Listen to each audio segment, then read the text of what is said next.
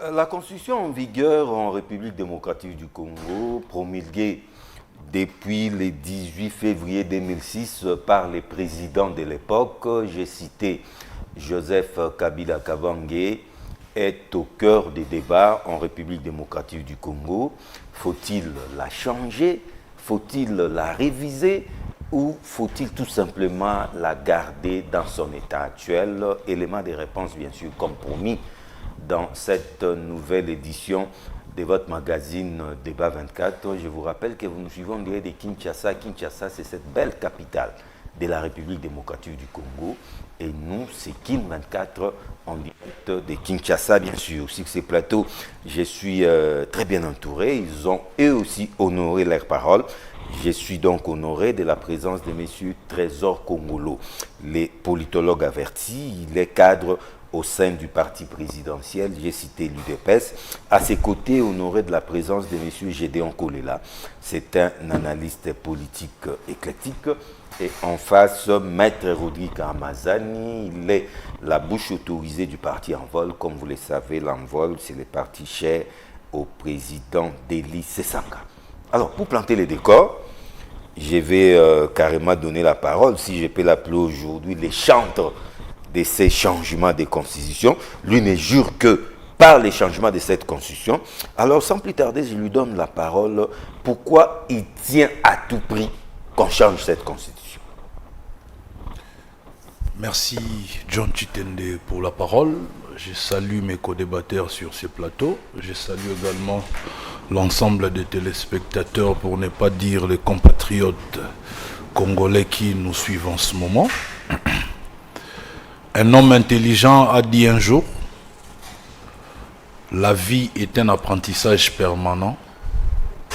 Plus on croit savoir, moins on sait. Tant les choses changent et avec elles les mentalités. Loin de moi la prétention de tout connaître, mais avec humilité, je demande à mes compatriotes congolaises et congolais de faire pression afin d'obtenir les changements de l'actuelle constitution. Le changement de l'actuelle constitution est motivé tout d'abord par l'hybridité de la forme de l'État actuel. C'est-à-dire, suivant l'historique des constitutions de la République démocratique du Congo depuis son accession à l'indépendance, vous constaterez qu'à la Première République, la forme de l'État était clairement définie.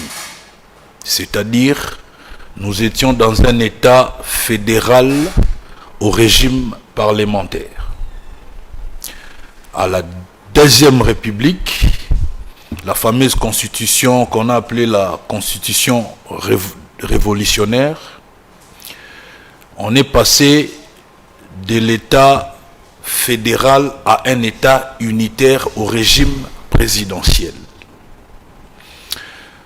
Et je constate avec amertume qu'à la Troisième République, nous nous retrouvons avec la forme de l'État hybride, c'est-à-dire notre État est à la fois unitaire et fédéral. Idem pour les régimes politiques, c'est-à-dire nous nous retrouvons dans un régime semi-présidentiel. C'est comme si nous étions dans le régime et à la fois présidentiel et parlementaire. Mais quand vous dites un État, là, je vous retiens unitaire et fédéral. Mais les régimes fédéraux n'est pas forcément incompatible avec un État unitaire. Vous ne m'avez pas compris. Ok. J'ai dit ceci. J'ai toujours dit il faut être soit chaud, soit froid. Nous ne pouvons pas être mi-figue, mi-raisin. Donc l'État fédéral... Donc à la Première République, c'était un État fédéral. Ok. À la Deuxième République, un État unitaire avec Mobutu. Ouais. Et maintenant, c'est un État à la fois unitaire et fédéral. Ah bon? C'est-à-dire unitaire parce que les entités territoriales décentralisées sont sous la tutelle de l'État. Nous avons une seule police, nous avons un pouvoir judiciaire hiérarchisé et le fédéralisme intervient au moment où les provinces ont cette libre administration. Il y a le partage des compétences entre le pouvoir central et le pouvoir provincial. Je ne sais pas si on se comprend. Alors, je plaide pour qu'on puisse avoir la forme de l'État claire. C'est-à-dire, je propose qu'on revienne à la forme de l'État d'antan. Fédéral. Non, non, non, unitaire. Unitaire. Et le régime doit être le régime présidentiel. Carrément. Carrément. Je propose également qu'on puisse supprimer la primature, que le chef de l'État puisse lui-même conduire la politique de la nation, puisse piloter l'action gouvernementale. Je propose également que les gouverneurs des provinces soient nommés par initiative, sur initiative du chef de l'État, et que la chambre haute du Sénat soit supprimée. Et la motivation de ces changements, voilà la motivation, c'est cristallisé, c'est l'article 220 qui a motivé au fait les changements de la Constitution. Pourquoi je l'ai dit? Si nous allons dans le sens de réviser cette Constitution, il y a la disposition 220 qui est verrouillée. Donc on ne peut pas changer la forme de l'État selon l'article 220. S'il n'y avait pas cette disposition dans cette Constitution, j'allais plaider pour la révision constitutionnelle. Mais puisqu'il y a cette disposition dans l'actuelle Constitution, pour éviter qu'elle soit violée intentionnellement, raison pour laquelle je propose qu'on puisse carrément la changer pour éviter de tomber dans la violation. Alors, il y a certains articles, parce que je propose qu'on puisse rédiger une constitution qui s'adapte à nos réalités, aux réalités actuelles, aux réalités que nous sommes en train de vivre.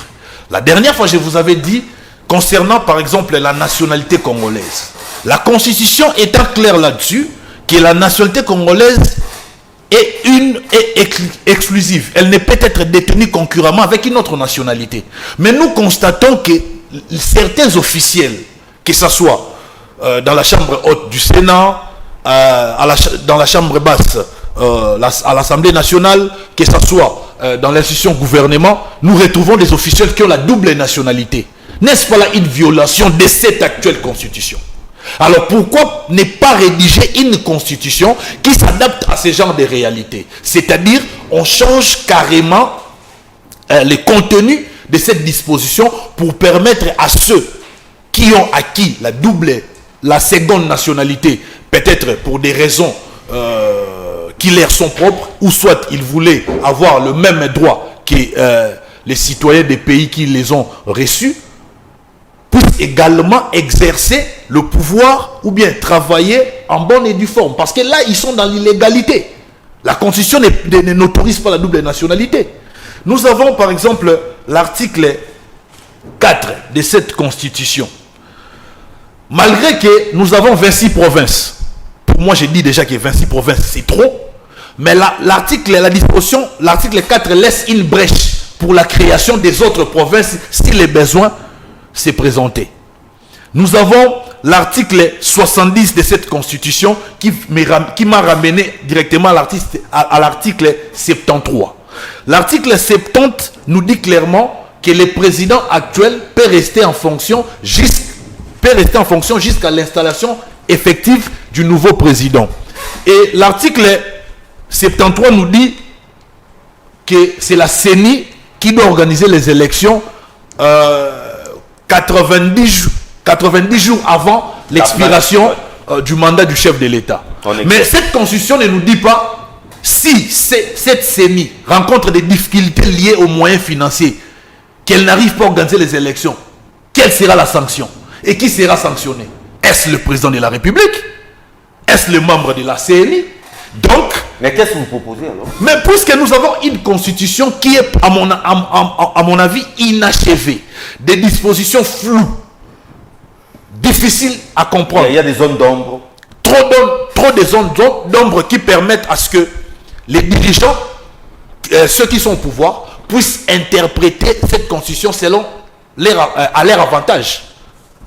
Je ne sais pas si on se comprend. Mais pour parer à ça, qu'est-ce que vous proposez? On doit rédiger une constitution. En ajoutant quoi précisément? Non, mais j'ai évoqué quelques dispositions. Si vous me donnez le temps, je continue. Non, malheureusement, parce que la parole... Je voulais également ajouter, concernant la disposition de l'article 217.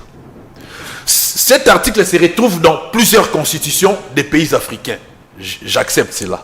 Mais il y a une phrase qui me met mal à l'aise. C'est lié à l'abandon partiel de notre souveraineté. Est-ce qu'on ne pourra pas retirer cette petite phrase pour nous assurer de l'intégrité territoriale? Parce que, comme par exemple, nous nous sommes retrouvés avec la force de l'EAC ici. Donc cette force a cette liberté d'opérer et en étant maître de leur action.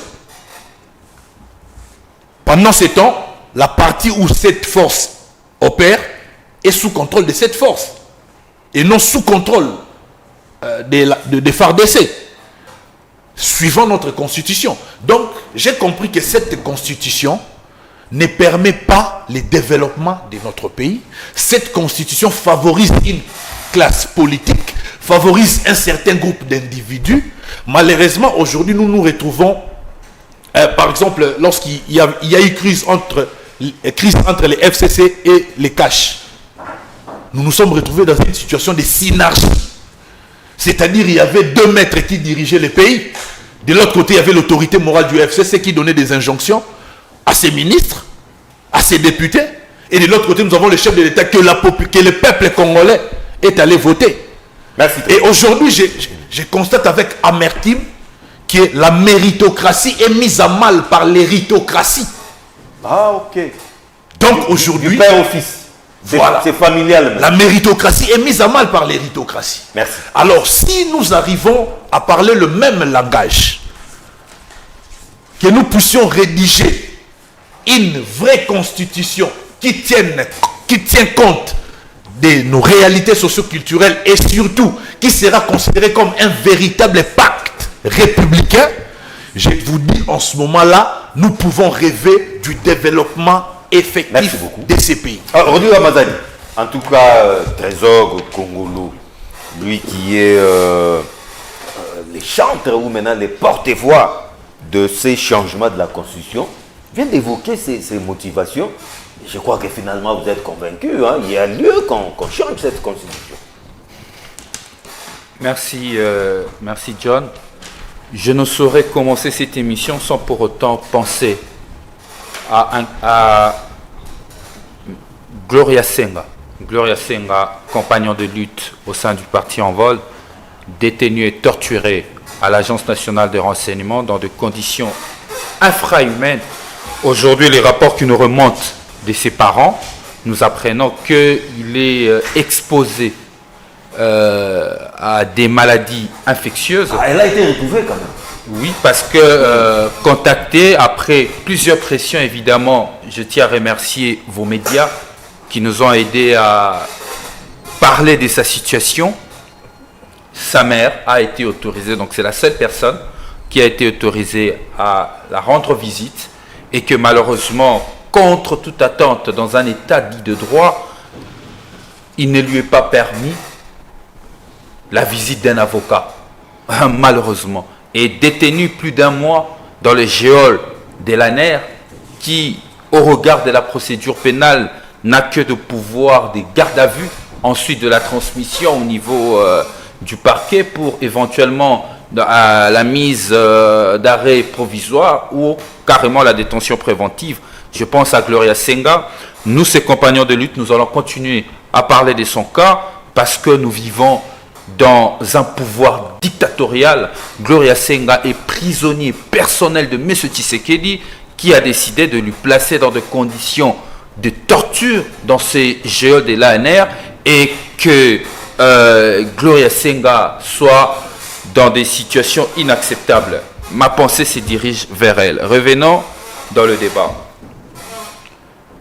J'ai suivi Trésor. Vous savez, nous avons passé de longues périodes de transition sous la dictature de Mobutu. Ensuite, c'était de 1990 à 1997. Par la suite, il y a eu l'avènement du pouvoir Kabila et la formule magique des 1+4 qui nous a amené cette constitution, évidemment, à travers une longue transition, la constitution de 2006. En suivant Trésor Kongolo, j'ai compris que notre compatriote a des soucis de faire des recherches scientifiques sur la question constitutionnelle, mais sa recherche scientifique s'arrête sur la lettre, en oubliant qu'un texte a un esprit.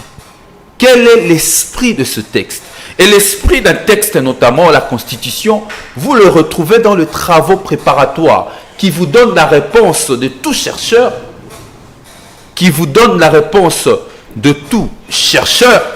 c'est le pourquoi. Pourquoi cette Constitution? Pourquoi un régime semi-présidentiel? Pourquoi un régime semi-présidentiel? Pourquoi la forme de l'État, pour ne pas dire que nous n'avons pas de forme de l'État, il existe, il s'agit du régionalisme constitutionnel, où certains doctrinaires parlent du régionalisme politique. Maintenant, nous allons parler, je vais quand même répondre à certaines préoccupations de notre compatriote, tout en fixant que nous l'envol, nous sommes contre le changement de la Constitution, nous sommes pour la révision quelques dispositions constitutionnelle. Réviser quelques dispositions parce que nous estimons que nous avons une meilleure constitution, une constitution qui a perduré durant le temps. Vous pouvez revisiter les constitutions congolaises de 1960 ainsi que les différentes constitutions de la transition jusqu'à tomber à la constitution de Louloabourg. Vous allez remarquer que la constitution que nous avions a perduré dans le temps. Maintenant, je vais dire ceci. Trésor Kongolo aurait dû comprendre que cette constitution a des sources, a eu des sources d'inspiration. Lorsque vous lisez les rapports de la commission PAJ de 2005 qui a eu le pouvoir par la Constitution d'adopter le projet de loi constitutionnelle qui était présenté au référendum, parmi les sources d'inspiration, vous avez les antécédents constitutionnels qu'a connu la République démocratique du Congo. Trésor Kongolo ne connaît peut-être, bon, je sais qu'il le sait parce qu'il a lu la loi fondamentale, qu'en termes de forme de l'État, le Congo a déjà connu le fédéralisme. Ouais. Un État fédéral. Un État fédéral. Et cet État fédéral avait engendré des sécessions. La République démocratique du Congo a connu le système unitaire. Avec Mobutu. Cela avait engendré la concentration du pouvoir et la mise en place d'une dictature. Raison pour laquelle, c'est pourquoi j'ai demandé à Trésor de quitter seulement la lecture de la lettre, d'aller chercher l'esprit de la Constitution qui réside dans les travaux préparatoires, pour savoir quelles étaient les motivations du constituant, de ceux qui ont rédigé la Constitution. Face à cette réalité, un débat était fait à l'époque, d'abord au Sénat, lors de la rédaction, parce que le Sénat avait reçu le pouvoir, la compétence de rédiger la Constitution, et la transmission faite à l'Assemblée nationale qui avait le pouvoir d'adopter. Pendant les débats, toutes ces thèses étaient évoquées. Mais la meilleure des conclusions, c'était de ne pas retomber dans les erreurs du passé, de doter notre pays au régionalisme constitutionnel. En réalité, le régionalisme constitutionnel est une variante de la décentralisation. Nous sommes dans l'antichambre du fédéralisme. C'est l'antichambre du fédéralisme. Donc nous ne sommes pas loin du fédéralisme. Pourquoi? Pour ne pas revenir dans le démon du passé. On peut même le considérer comme une phase préparatoire du fédéralisme. Pour ne pas tomber dans les erreurs du passé, j'ai donné des exemples, les différentes sécessions katangaises et kassayennes que nous avions connues en République démocratique du Congo. Deuxième inquiétude, c'est la question, évidemment, pour moi, ça n'a vraiment pas d'importance parce qu'il s'agit pas, cela ne nécessite pas une revision. La question sur la double nationalité. Je rappelle que la double nationalité, l'article 10 de la Constitution peut faire l'objet d'une révision constitutionnelle. Et d'ailleurs, mon parti l'envol, nous sommes auteurs d'une révision constitutionnelle qui a proposé la prise en compte de la double nationalité. Donc, très cher Trésor, la double nationalité, point n'est besoin de changer la Constitution pour ça. 2.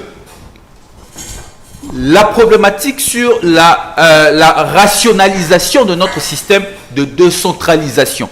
Je suis d'accord que la décentralisation, la manière dont elle est faite jusqu'au niveau de chefferie, dans un premier temps, ne permet pas d'avoir des entités avec des pouvoirs réels et des financements efficaces pouvant servir à la conduite de politique au niveau des entités décentralisées et des ETD. C'est pourquoi nous, à l'envol, nous avions proposé dans notre révision constitutionnelle déposée à l'Assemblée nationale depuis 2019, nous avions proposé la rationalisation de notre système de décentralisation. C'est pour répondre à la question de l'article 3. L'article 3, pour la changer, on n'a pas besoin de changer toute une constitution. C'est juste une question de révision constitutionnelle. Donc, double nationalité, ce n'est pas pertinent, l'argument, parce que la double nationalité peut faire objet d'une révision constitutionnelle et non d'un changement de la Constitution. Ce n'est pas verrouillé à l'article 220. La décentralisation aussi, nous pouvons réviser la décentralisation. L'exemple que j'ai donné, l'envol est auteur d'une révision constitutionnelle qui propose la rationalisation de notre système de décentralisation pour se limiter au niveau de chef-lieu de province ainsi que les communes qui sont émanations, en attendant que nous puissions progresser. La question sur l'article 217 de la Constitution. Une fois de plus, je vais insister là-dessus, qu'il n'y ait pas de confusion. Ce n'est pas seulement parce que je l'ai entendu dire que cette disposition ne se retrouve qu'auprès de plusieurs États africains. C'est le droit comparé, évidemment. Il n'y a pas que les États africains, la France aussi les prévoit, raison pour laquelle aujourd'hui la France a adhéré à l'Union européenne sans problème. C'est une ouverture du droit communautaire. Lorsqu'on parle de la cession de la souveraineté, il ne s'agit pas ici de céder nos terres. Il ne s'agit pas ici de céder nos terres. Il s'agit ici de permettre à l'État de pouvoir pactiser avec les autres États pour rendre encore plus efficace et une ouverture dans le cadre du panafricanisme. Je peux donner un exemple pratique. Nous sommes aujourd'hui dans la zone... nous sommes aujourd'hui membres parce que Maître Kolela est là, nous sommes aujourd'hui membres de l'espace OHADA. Dans l'espace OHADA, la cassation en droit OHADA ne se fait pas ici devant la cour de cassation. La cassation en droit OHADA se fait à la CCJA qui est installée à Abidjan. C'est ça la cession partielle de la souveraineté. C'est une cession partielle de notre souveraineté sur une question qui est régalienne. La question régalienne ici, c'est la question de la justice. La justice reste une question régalienne. Mais de deux, même la question de l'interventionnisme de la communauté de l'EAC. Ça, c'est une option politique. Il faut condamner plutôt M. Tshisekedi, à qui nous avions demandé de ne pas faire cette ouverture à l'EAC qui concocte, qui, dans la plupart des cas, a des États qui sont ennemis à la République du Congo. Pour clore, les éléments avancés par Trésor Congolo à ces premiers temps a un déficit historique du point de vue notamment du régime politique mais aussi de la forme de l'État, parce qu'il suffit de revisiter les différentes constitutions de la République démocratique du Congo et lire les travaux préparatoires, vous allez comprendre pourquoi est-ce que le constituant avait opté de mettre en place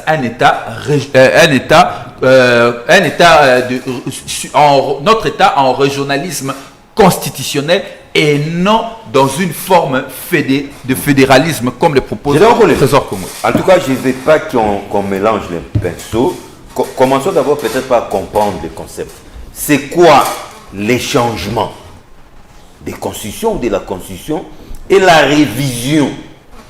Est-ce qu'une révision, en quoi une révision peut basculer en un changement? Donc on doit comprendre. Quand on parle changement, quand on parle révision, où se situe la nuance? Bon, merci beaucoup pour la question. Pour une fois, je pense que j'ai senti quand même que c'est un débat républicain qui nous permet de savoir les faiblesses de notre constitution et savoir proposer les perspectives d'avenir. Vous posez une très belle question et c'est là où il fallait commencer.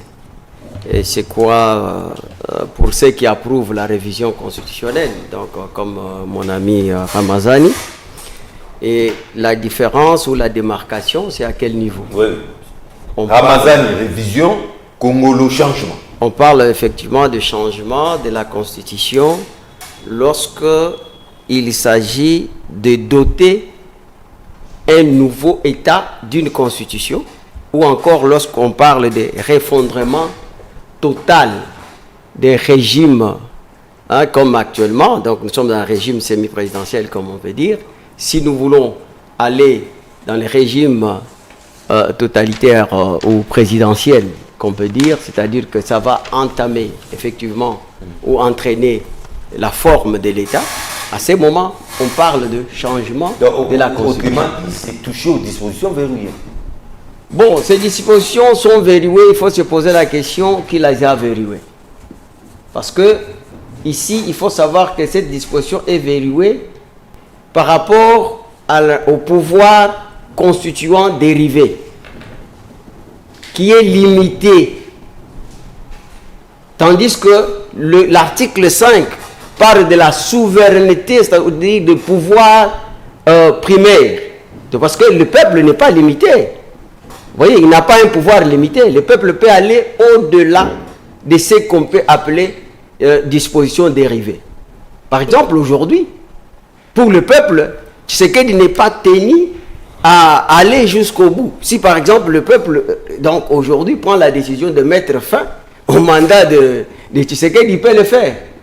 Vous voyez, c'est ça l'élément, on parle souvent de l'élément fondamental de la légitimité. Parce que la légitimité vient du peuple, et ce peuple-là qui exerce ce pouvoir d'une manière directe ou indirecte. D'une manière directe, il peut se soulever aujourd'hui pour dire à Tshisekedi, Monsieur Tshisekedi, donc stop, vous n'allez pas continuer. À ce moment-là, personne n'évoquera ce qu'on appelle des dispositions verrouillées. Parce qu'il faut poser la question qui les a verrouillées. Mais maintenant, moi, je crains la révision constitutionnelle, puisque souvent, on tombe dans ce qu'on appelle la fraude à la Constitution, comme ça a été en 2011. Parce que le pouvoir dérivé... Encore on est passé de deuxième tour. Oui, vous voyez comment ça nous pose problème aujourd'hui. On a révisé, c'est-à-dire que lorsque le pouvoir dérivé, c'est de son droit de pouvoir réviser certaines dispositions. Mais ils doivent revoir ces certaines dispositions dans l'intérêt du peuple, mais pas dans l'intérêt de conserver leur pouvoir. Comme on a vu en 2011, comme j'ai toujours dit, nous avons un problème sérieux de voir le pouvoir souverain primaire qui est exercé par les courtiers. Vous m'avez évité les mots. Alors qu'un courtier, c'est quelqu'un qui met les deux parties ensemble. Donc, c'est-à-dire que vous avez la population et vous avez le pouvoir d'État. Alors, c'est le peuple qui donne le pouvoir. Et comme ces gens-là sont élus par ce peuple-là, ils doivent travailler à l'intérêt du peuple. Malheureusement, parce qu'il y a aussi un principe de droit qui dit que les législateurs légifèrent d'abord pour lui-même. Et on trouve que les députés ont beaucoup plus d'intérêt ou d'avantages que ce même peuple-là. Donc, ils ont révisé donc une disposition de 2 tours à un seul tour, justement pour conserver le pouvoir. Voilà les dangers. Et maintenant, ça s'appelle quoi? La fraude à la Constitution dans les chefs de pouvoir dérivés. Mais moi, je voudrais qu'on puisse faire les débats responsables parce que mon ami Ramazani a essayé de faire la lecture commémorative du passé qui fait partie de notre histoire. Et ça, tout juriste doit avoir cette lecture des événements, comment ils sont succédés. Et la question majeure qu'il faut se poser, est-ce que notre Constitution ici, c'est une constitution où on peut constater la fraude constitutionnelle dans les chefs de pouvoir constituants? Nous disons oui. C'est pour ça que donc, vous évitez la révision parce que elle va beaucoup plus ressembler à une fraude de la Constitution. À la fraude à la Constitution, pas la fraude constitutionnelle. Non, parce que la fraude constitutionnelle. En des termes clairs, ça va ressembler à la violation de la Constitution. Non, pas parce que 220 verrouilles. Changeons de constitution. Politologue, je pense que je suis bien compris par mon ami Ramazan. Parce que maintenant, il y a aussi un problème avec notre Constitution. Dès lors qu'on constate la fraude dans les pouvoirs dans les chefs du pouvoir constituant, c'est-à-dire à ne pas respecter comment on peut dire, donc les éléments de base d'élaboration de la Constitution. Par exemple, un état de droit. Un état de droit, c'est un principe au fait de droits de l'homme du 26 août 1789 qui veut à ce que chaque collectivité et tout individu soit sanctionné par des règles de droit, des activités et consorts. Mais regardez dans notre Constitution aujourd'hui, vous avez vu que le président en exercice, il a un juge naturel. Mais un ancien président ou un ancien premier ministre n'a pas un juge naturel. Il ne sera jamais jugé pour les crimes qu'il aurait commis pendant l'exercice de son pouvoir. Vous voyez, donc Matata a échappé. Donc on vous dit... Non, mais il y a eu la Cour constitutionnelle s'est dédiée et puis c'est dédié. Et est revenu sur sa décision. Non, écoutez, c'est pas Ramazan qui va me contredire ici. C'est que la Cour constitutionnelle est en train de chercher, parce que c'est parmi aussi les organes qui créent les droits. Sont en train de chercher à créer les droits. Mais sur le plan des textes, donc jusque-là, il faut dire que la disposition, il n'y a pas une disposition constitutionnelle qui peut faire en sorte qu'un ancien Premier ministre soit poursuivi pour les infractions qu'il aurait commis pendant l'exercice. Alors que dans un état de droit, tout le monde est sous sanction des règles de droit. Pour cette raison-là, moi je demande qu'on puisse changer cette constitution. Réviser. Non, pas réviser. C'est ce que je vous ai dit. Pourquoi on doit réviser cette constitution? Parce que déjà... Non, mais là, ça me fait penser à un artiste. Un instant. Nous avons un artiste qui avait dit... Ouais. Pour n'avoir mettre mon corps, Boukizamba. Non, mais donc, ici... Non, mais je vous ai aussi dit la fois. C'est un peu ça. Non, nous devons quand même dissiper malentendu, John. Hein? Nous devons dissiper malentendu. Le changement de la Constitution ne voudrait pas dire faire table rasa. Ah bon?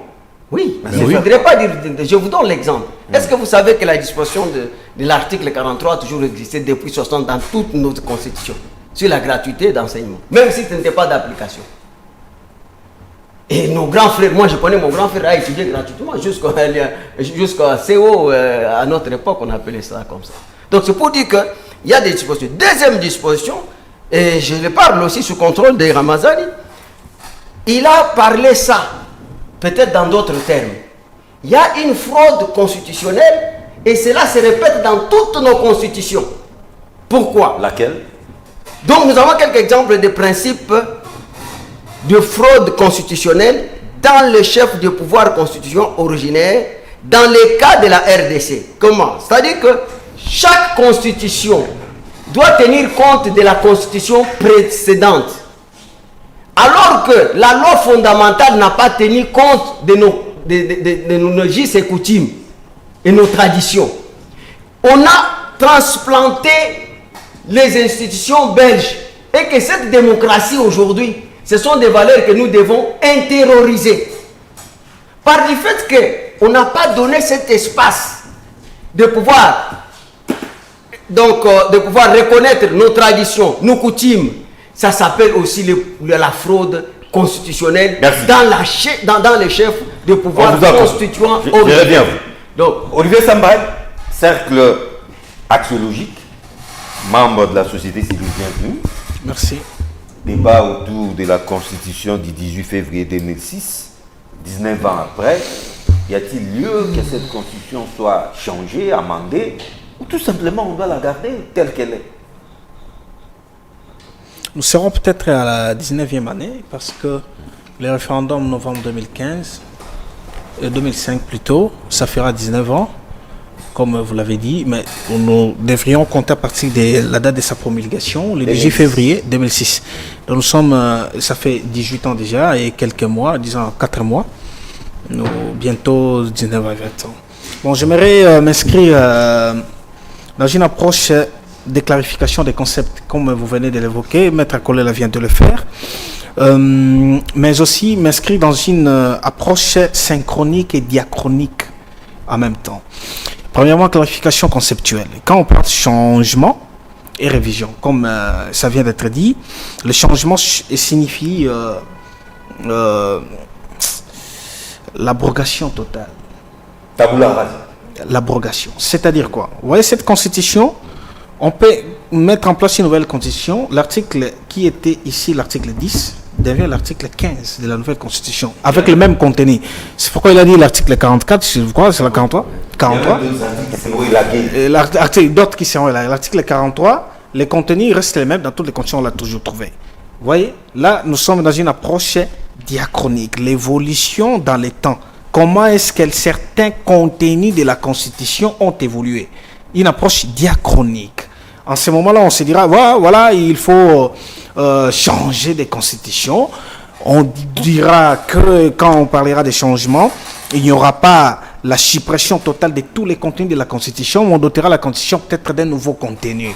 Mais on comprendra que l'article qui était ici, 12, deviendra 20-25. Mais c'est une nouvelle Constitution. Comment répondre à ceux qui pensent que changer de constitution, c'est tout simplement toucher aux dispositions verrouillées? Par exemple, les dispositions contenues dans l'article 220. Non, changer de constitution, ce n'est pas toucher aux dispositions verrouillées. Parce que les dispositions verrouillées, en ce moment-là, n'existeront plus. Mais voilà, parce qu'on aura changé de constitution. Réviser la constitution appellera à la modification des dispositions verrouillées. Par exemple, lorsqu'on veut parler des mandats des chefs de l'État. Non, les dispositions verrouillées, écoutez. Lorsqu'on veut parler des changements des mandats, on ne peut pas toucher parce que c'est verrouillé. Alors, verrouiller en ce moment-là, ce serait déverrouiller d'abord l'article 220. C'est ça la révision. Par mécanisme, voilà, c'est prévu dans l'article 218, je pense. Il n'y a aucun mécanisme pour déverrouiller cette vous voyez, il n'y a aucun mécanisme. Non, l'article 5. Je suis à référendum. Je suis à l'article 218. L'article 218 dit ceci. 218. L'initiative de la révision constitutionnelle. L'initiative de la révision constitutionnelle. Appartient concurremment président de la République. Au gouvernement, après délibération au Conseil des ministres, à chacune des chambres du Parlement, à l'initiative de la moitié de ses membres, ne peut faire l'objet d'aucune révision constitutionnelle. Ce que j'étais en train de dire, les changements entraîneraient l'avènement d'une nouvelle constitution. Lorsqu'il y a une nouvelle constitution, on ne pourra peut-être pas évoquer de l'article 220 parce qu'on n'en parlera même pas. En faveur de ces changements. Non, nous sommes en train de parler de la clarification des constitutions par des changements et révisions. L'article 220 ne parle pas des changements de constitution, parle de la révision constitutionnelle. C'est-à-dire, si on conserve cette constitution, on devra à ce moment-là toucher d'autres dispositions, excepté l'article 220. Là, c'est clair. Alors, en ce qui concerne les droits constitutionnels, c'est qu'enseigne les droits constitutionnels, en ce qui concerne la révision de la Constitution, je parle sous le contrôle des juristes qui sont ici. J'ai fait un tout petit peu de la philosophie du droit pour réfléchir à ceci. La Constitution, j'évoque Jean-Jacques Rousseau, le politologue averti est là, les contractualistes. La Constitution, c'est un contrat social, c'est-à-dire l'ensemble de la population qui décide, qui réfléchit de la manière dont l'État doit être géré. On fait une sorte de décentralisation. Une frange minorité réfléchit, propose les textes à la grande majorité qui est la population, et la grande majorité approuve par voie référendaire. En ce moment-là, on adopte. Donc nous, dans notre pays, voici comment on doit fonctionner. Alors la notion de changement intervient quand? C'est que l'autre fois, Maître Ramazani avait évoqué, c'était très important, en disant que non, c'est souvent au cours de l'histoire, c'est lorsqu'il y a des crises qui interviennent au cours de l'histoire, qui puissent justifier à ce qu'on puisse passer d'une constitution à une autre. Je ne pars pas très loin par rapport à la Première et Deuxième Guerre mondiale. Je suis juste à la République centrafricaine avec la chute des Blaise, l'ancien président centrafricain. Lorsque nous sommes dans un état de transition, vous voyez que non, on oublie, on met la constitution en époquée. François Bozizé. Alors, la constitution est mise en époquée. Qu'est-ce qui se passe? C'est la transition. Et pendant cette période de transition, on est en train de réfléchir comment remettre en place les institutions.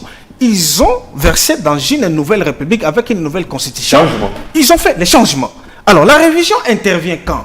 La révision, ce que j'ai toujours dit ici, n'est pas une mauvaise chose en soi, parce que si on peut donner l'exemple de la vieille démocratie, plus de 10 siècles, les États-Unis, ils ont une vingtaine d'amendements. 27 amendements.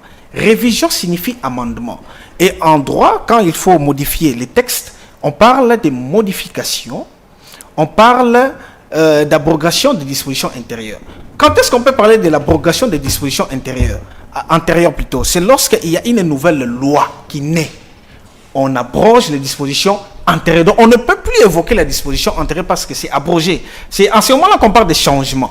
Mais lorsqu'on parle de l'arrêté X, modifiant et complétant, vous voyez que non, on reste toujours dans l'esprit, mais c'est une sorte d'amendement. Et c'est l'amendement qui a été porté en 2011, où on a touché seulement à 8 articles de la Constitution.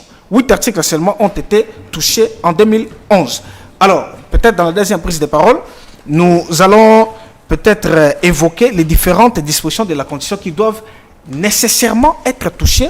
Moi, j'ai répertorié une sorte de 17 dispositions, mais ça ne fera aucun problème. S'il faut retoucher encore l'article, par exemple, parce qu'on va y revenir, 71, qui disait que le président est élu à la majorité simple. C'est la modification de l'article qui, au départ, disait que le président devait être élu à la majorité absolue. On peut y revenir à la majorité absolue pour que l'on permette au chef de l'État d'être largement majoritaire lorsque on organise les élections. Voilà ce qu'on doit noter en ce qui concerne la révision et modification, et ce qu'on peut évoquer lors de la deuxième prise de parole, les différentes dispositions qu'il faut modifier. Alors, Trésor Congolo, je reviens à vous. Hein. Après ces premiers tours d'étape, avez-vous d'autres éléments nouveaux à apporter au débat? Merci. Avant d'apporter d'autres éléments nouveaux, je réponds à Maître Rodrigue rapidement. En 5. Maître Rodrigue, j'ai toujours demandé que vous puissiez être attentif quand je parle. J'ai proposé un État unitaire au régime présidentiel. Je n'ai jamais proposé un État fédéral. Je connais l'historique des constitutions de notre pays. Je ne peux jamais proposer un État fédéral. J'ai proposé plutôt un État unitaire. Maintenant, quand vous nous parlez de du régionalisme constitutionnel, les régionalismes constitutionnels déroulent au fait les tapis rouges pour qu'on arrive au fédéralisme.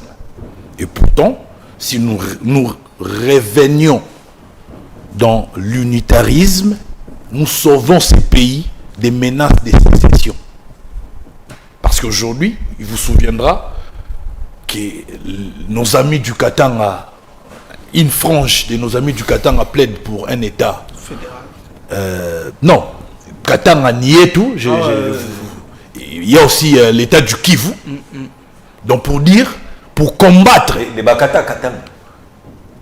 Oui, mais il y a vraiment des gens qui ont cette idéologie de faire du Katanga un État pour eux. Les séparatistes. Vous verrez même que j'avais condamné les propos de Madame Mounongo qui est au bureau de l'Assemblée nationale, qui avait dit que les Balouba viennent chez nous pour manger du chien. Je lui avais carrément dit que le Katanga n'est pas chez vous. C'est chez nous, nous tous. Quand je vais au Katanga, je me sens chez moi. Et pour lutter contre ce genre de velléités, il faut nécessairement qu'on revienne dans un État unitaire. Et quand je propose les régimes présidentiels, c'est parce que, comme je l'avais dit, je me base sur la réalité. Au Congo, quand les choses ne vont pas dans le sens de satisfaire le peuple, tout le monde s'en prend au chef de l'État.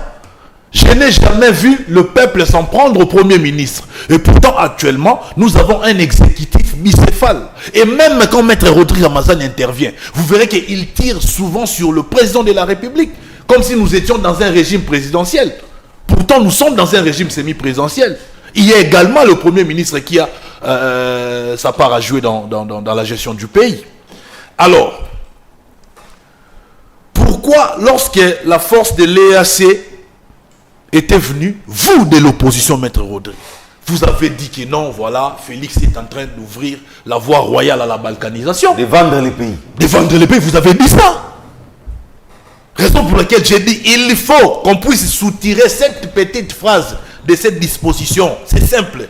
Mais là, il s'agit juste de réviser, pas d'échanger. Non. Pourquoi je demande à ce qu'on puisse échanger? J'étais clair. On ne peut pas réviser les dispositions verrouillées. C'est clair, l'article 220 est clair là-dessus. Pourtant, je propose qu'on puisse également revoir les dispositions verrouillées. Alors, pour éviter de violer la Constitution, on doit carrément la changer. Et puis, je disais donc, je vais vous faire l'économie de l'article 217 rapidement parce que c'est pas long. La République démocratique du Congo peut conclure des traités ou des accords d'association ou des communautés comportant un abandon partiel de souveraineté en vue de promouvoir l'unité africaine. Donc, par exemple, comme cette force de l'EAC était venue ici, c'est comme si la République démocratique du Congo cédait son autorité à cette force. Cette force a cette liberté d'agir sur notre sol. Et nous lui avons donné les quitus. Maintenant, j'ai dit, il faut simplement qu'on enlève cette phrase comportant un abandon partiel des souverainetés. On n'abandonnera pas notre souveraineté, même une partie, non. Donc, c'est-à-dire, pour moi, si cette disposition était modifiée de la sorte, la République démocratique du Congo peut conclure des traités ou des accords d'association ou des communautés en vue de promouvoir l'unité africaine. Ça aurait toujours un sens. Ça aurait toujours un sens. Donc, vous me comprenez très très mal. C'est ça, moi je suis en train de jouer mon rôle. C'est ça le rôle d'un politologue dans une société. Surtout averti. C'est ça mon rôle. Je ne sais pas quel est votre rôle dans la société, mais moi je suis en train de jouer mon rôle. Je trouve que les pays a traversé depuis la nuit des temps des crises et des crises. Notamment nous avions connu une crise interinstitutionnelle entre l'institution président de la République et l'institution gouvernement qui n'a jamais été réglée dans la Constitution. Dites-moi, si le chef de l'État et le Premier ministre ne s'entendent pas, que dit la Constitution à ce moment-là? La Constitution ne dit rien. Raison pour laquelle Pépé Ilunkamba, avant de démissionner, nous avait fait comprendre que je dois demander la permission à Joseph Kabila. Parce que la démission n'a pas un caractère obligatoire, selon la Constitution. On n'a pas donné de détails. Or, si on rédige une nouvelle Constitution avec le caractère obligatoire de la démission des ministres, donc ça dit si le chef d'État demande la démission, immédiatement vous présentez votre lettre de démission en 48 heures. Mais votre Constitution laisse trop de brèches, trop de zones d'ombre. Une Constitution qui consacre l'hybridité de la forme de l'État. On est en même temps un État fédéral et en même temps un État unitaire. Ça n'a aucun sens. On doit choisir, raison pour laquelle moi j'ai fait un choix. Mon choix c'est que nous devons basculer dans un État unitaire pour éviter que nos amis du Qatar puissent faire comprendre que les Qatar les appartiennent. Sommes-nous dans un État fédéral? Pardon? Sommes-nous dans un État fédéral? J'ai dit ceci. Ouais. Nous empruntons les aspects de l'État fédéral et de l'État unitaire au même moment. C'est hybride. Moi maintenant, j'aimerais pas qu'on puisse... Écoutez, nous empruntons les aspects d'un État fédéral et d'un État unitaire à la fois. J'avais expliqué ça au début de mon speech. Les gens qui nous suivent vont regarder les Vous venez d'épuiser vos 5 minutes. Mais vous m'avez pas laissé...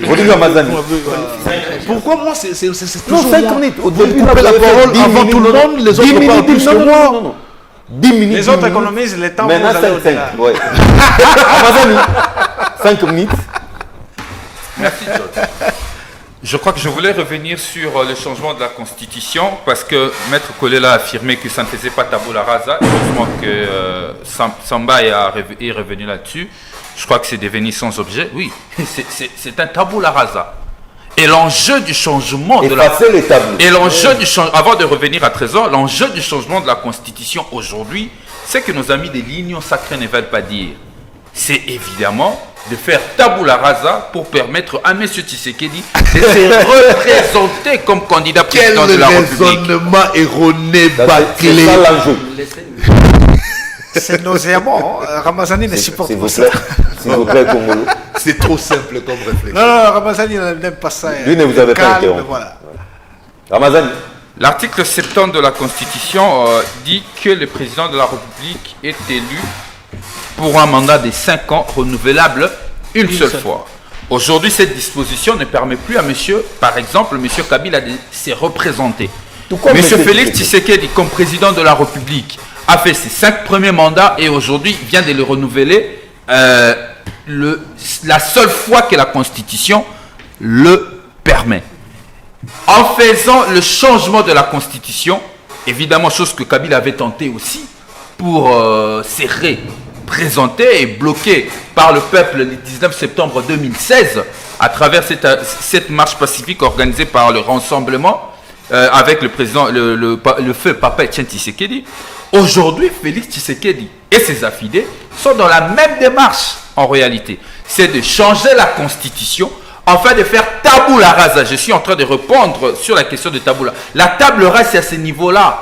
Tabula rasa, ça veut dire nous entrons dans une nouvelle république. Tout ce qui s'était passé avant avec l'ancienne Constitution Effacer les tableaux. tombe, ne compte plus, c'est l'effacer des tableaux. Et M. Tshisekedi revient, comme aujourd'hui Alassane Ouattara, qui peut encore se représenter. Et les risques d'ailleurs avec ça, nous avons connu ça au Gabon. C'est l'histoire du droit constitutionnel en Afrique, où ils sont arrivés jusqu'à rendre le mandat illimité. Et M. Bongo se pérennisa au pouvoir. Pourquoi? Parce que des fois, on perd le fil d'idée de l'histoire. Parce qu'il a parlé des relations avec les premiers ministres. Oui, c'était parmi les grands débats. C'est pourquoi, cher ami, moi je te le demande, en tout cas avec beaucoup d'humilité, je sens en toi les besoins de faire de recherches sur la question constitutionnelle. Et c'est pertinent, c'est très bien. Mais il faut aller loin. Ne t'arrête pas sur la lettre de la Constitution. Va rechercher l'esprit. L'esprit de cette Constitution se retrouve dans le travaux préparatoires. C'est là où on te donne la réponse sur le pourquoi. En lisant, je suis sûr qu'en lisant le rapport de la commission PAJ de 2005, tu seras suffisamment éclairé parce que je sens beaucoup de zones d'ombre du point de vue de l'aperçu historique et de la pertinence du portée de notre Constitution.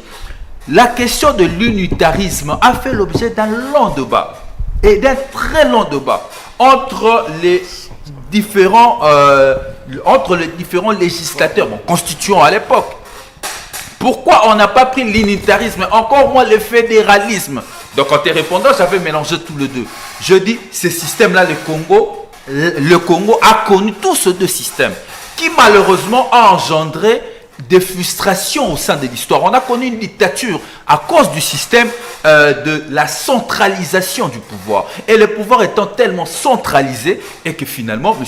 Mobutu, qui était dans un système, dans une forme de l'État unitaire et dans un système présidentiel, a fini par devenir dictateur. Raison pour laquelle, pour éviter tout ça, en regardant les antécédents, le constituant à l'époque a retenu, notamment dans les antécédents, il a retenu la limitation du mandat du président de la République pour éviter d'avoir un président de la République hyper puissant qui décide de chasser les premiers ministres comme il voulait. On a connu deux conflits, Tchombe